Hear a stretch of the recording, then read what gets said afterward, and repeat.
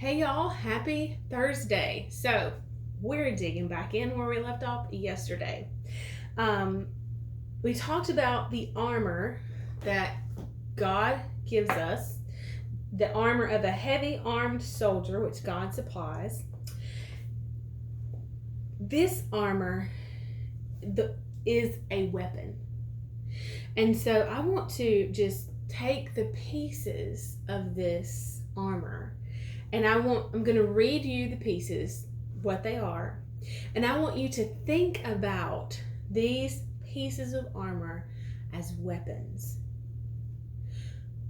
with the ability or the power to bring about a result, to produce an effect, to provide strength and security. Okay? So as I'm reading what the armor of God is made up of, I want you to think about how those things could be weapons. Okay?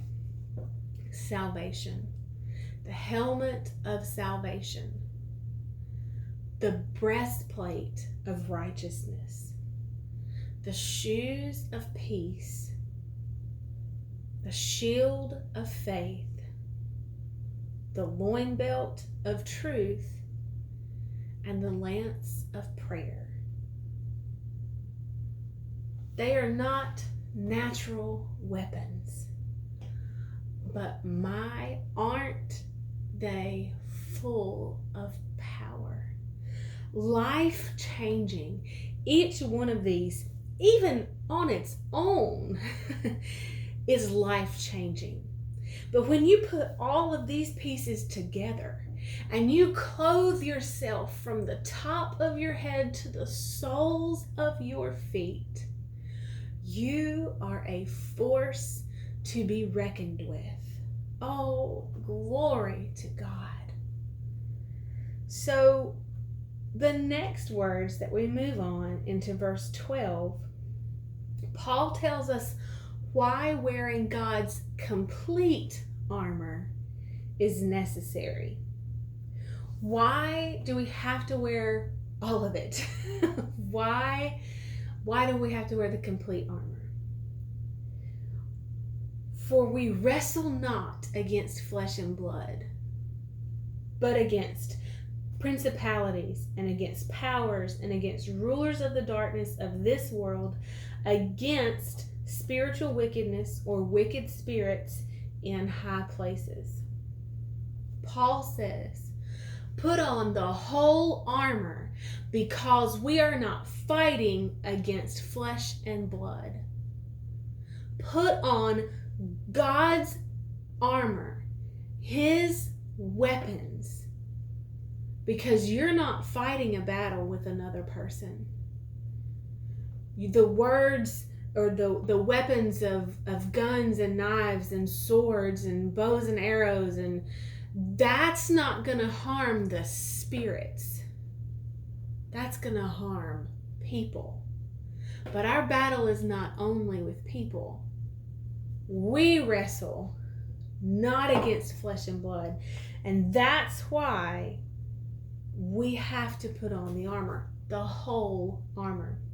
And actually, I like the Amplified version. It says, for we are not wrestling with flesh and blood, contending only with physical opponents.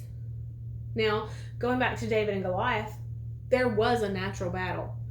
David did have to fight Goliath, but Goliath wasn't the only fight going on. See, the enemy had gathered in territory. You go back to 2 Samuel 17, 1 Samuel 17. You go back to that 17:1, the very first verse. The enemy had gathered in territory that belonged to Judah. And so the enemy was coming in after what belonged to Judah, what was their promised land. The enemy was coming after it. And so that wasn't just that it was the Philistines, but it was Satan coming to take what belonged to God's people. And so the battle, and Goliath was, he was such an instrument in the hands of the enemy, creating fear and terror and paralyzing the armies of Israel. But the unseen battle was more real than the natural battle. Because even you go back and you read on into 1 Samuel 17, even after Goliath was killed, the Philistines went away, and then chapters later they came back and they had to fight him again.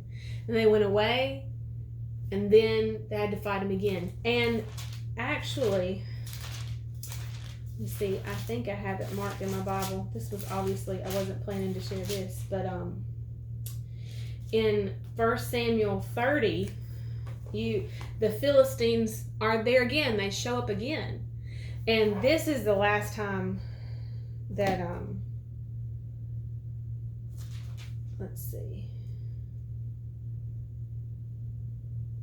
Yeah, you can read through in Samuel about when the last time that David actually had to fight the Philistines. And the Lord told him in chapter 30, David comes back to the Lord. This was when the battle at Ziklag, and they had taken the women and children and David's wife, and the men wanted to stone David, but he went to the Lord and encouraged himself, strengthened himself in the Lord, his God. And David inquired of the Lord, saying, "Shall I pursue? Shall I overtake them?" And the Lord answered him, "Pursue, for you shall surely overtake him, and to overtake them, and without fail recover all." And so the spiritual battle, our weapons have to be spiritual weapons, because in the flesh and in the natural, the spirit doesn't die. So the person that you think you're in battle with may move on, may go somewhere else. They may, may pass away. I don't know what you're dealing with, but that natural battle is not it. There is a spiritual battle. And so we have to put on God's armor, which is full of weapons that are not natural, in order to fight these powers, principalities, rulers of the darkness of this world, and spiritual wickedness in high places. We are well over today. We'll stop, and I'll see you tomorrow. Bye, y'all.